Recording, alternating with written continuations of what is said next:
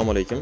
Ushbu yozgi oshxonamiz Shahrixon tumani Ipak yo'li mahallasi Baxtiyor akalar xonadonida bitkazildi. Oshxonamiz jami 370 cm da, bu tarafiga esa 3,5 metrni tashkil qiladi. Qozonlarimiz 22 litr va 40 litr. Umumiy 230 cm ga, balandligi esa 85 cm da tashkil qiladi.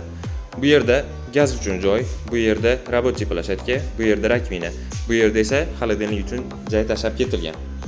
Oshxonamizning umumiy xarajati 10 million so'mni tashkil qiladi. Bezaksiz 5,5 million, bezagi bilan 4,5 million xarajat ketdi.